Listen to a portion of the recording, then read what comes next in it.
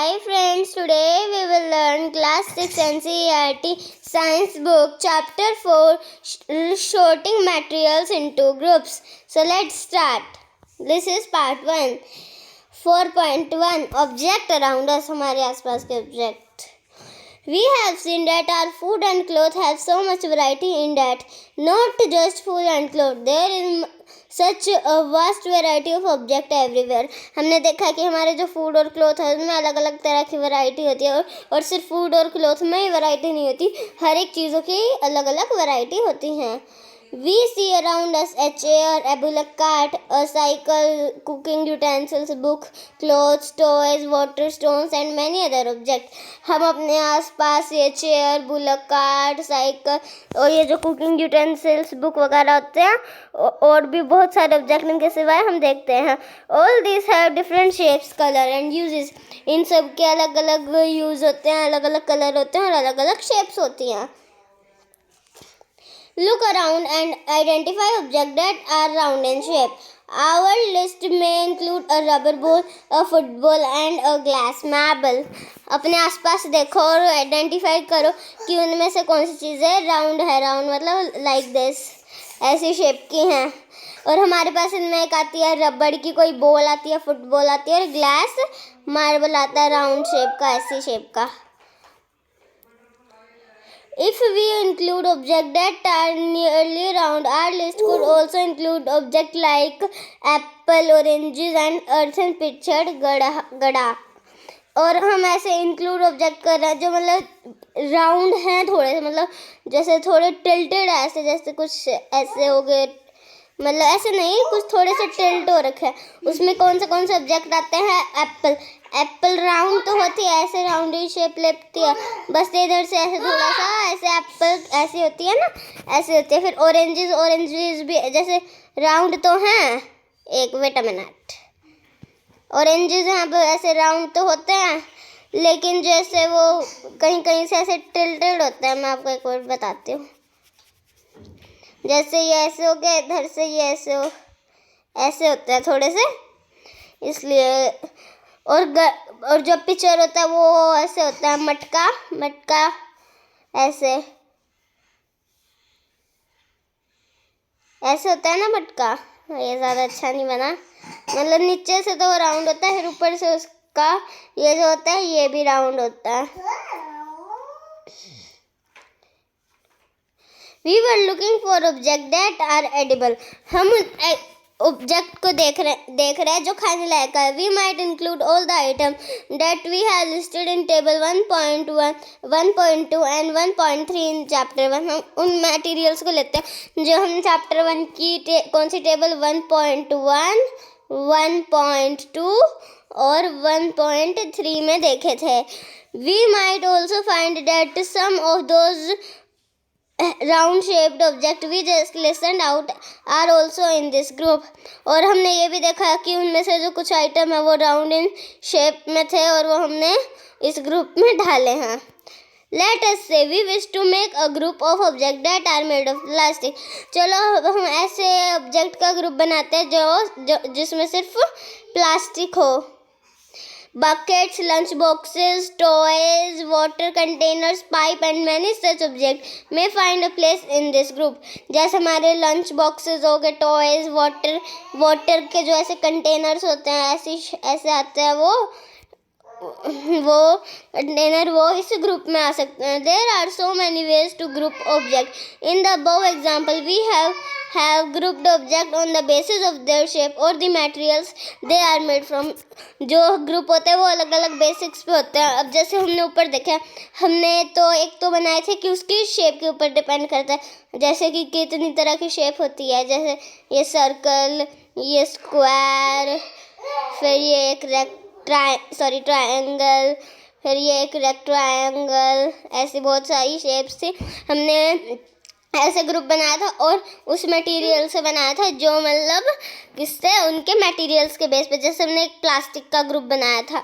All object ये क्या All objects around us are made of one or many more materials. These materials may be glass, metal, plastics, wood, cotton, paper, mud और soil. एक हमारे आसपास जो material वो एक मटेरियल से बना होता है या एक से ज़्यादा मटेरियल से, और इन मटेरियल्स में ग्लास आता है, प्लास्टिक, वुड, सॉइल मतलब मिट्टी वगैरह आती है. Can you think of more example of materials? क्या आप और एग्जाम्पल सोच सकते हो मटेरियल्स के नाम? Activity 1. Oh, my favorite. Let us collect as many objects as possible from around us. चलो हम इतने सारे ऑब्जेक्ट कलेक्ट करते हैं जितने पॉसिबल है कलेक्ट करना हमारे आसपास से. Each of us could get some everyday object from home, and we could also collect some object from the classroom or from outside the school. हम कुछ ऐसे ऑब्जेक्ट भी कलेक्ट कर सकते हैं जो घर में डेली यूज़ होते हैं, और कुछ ऑब्जेक्ट हम क्लासरूम के ले सकते हैं और कुछ स्कूल के बाहर से. What will we have in our collection? हमारे कलेक्शन में क्या है?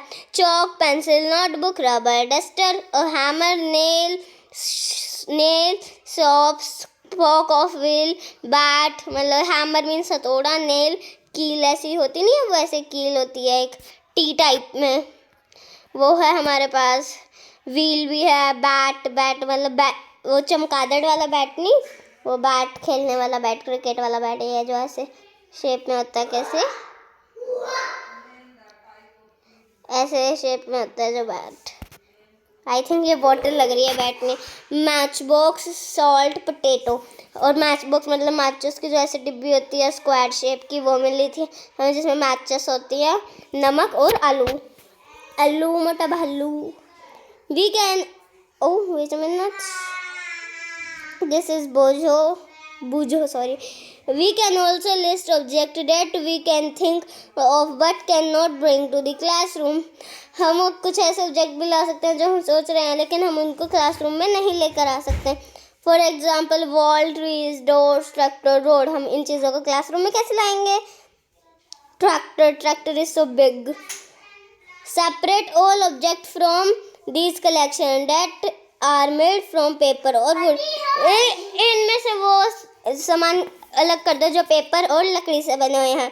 पेपर मीन्स कागज.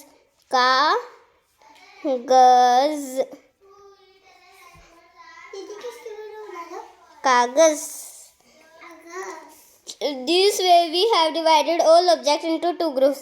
इस तरह से हमने जो सारे ऑब्जेक्ट हैं उनको टू ग्रुप्स में डिवाइड कर दिया. One group has the object that are made from paper और wood, while the other group had the object that are not made of these materials.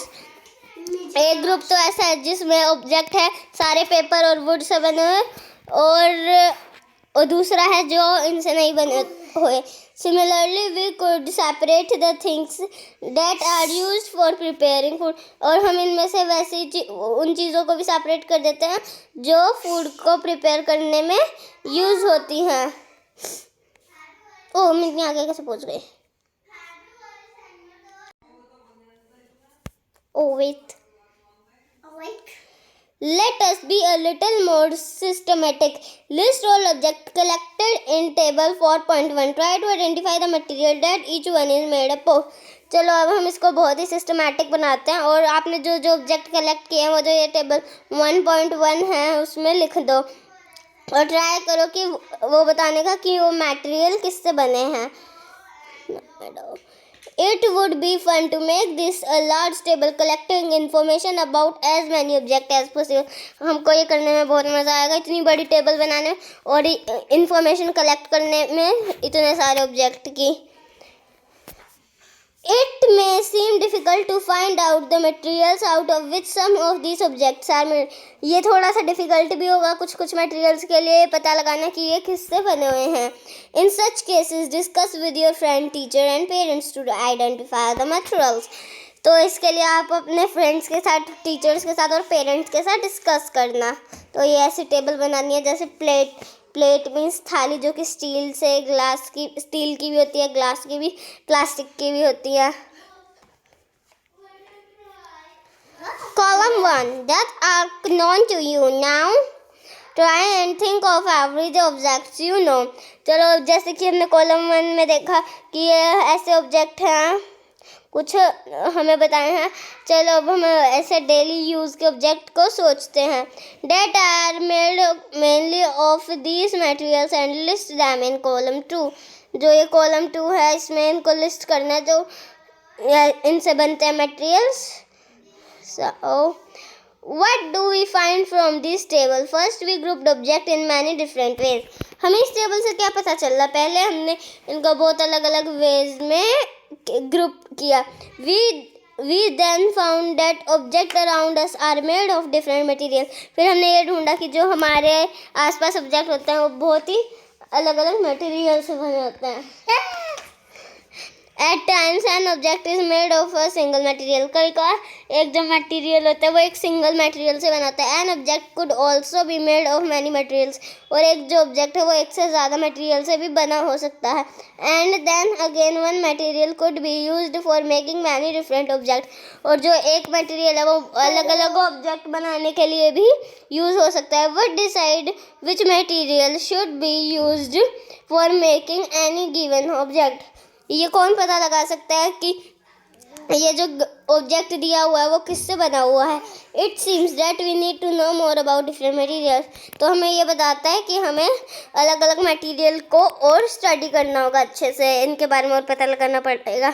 So left over chapter we will continue in part 2. So if you like this video please like it, share it, comment it and don't forget to subscribe it. Bye friends.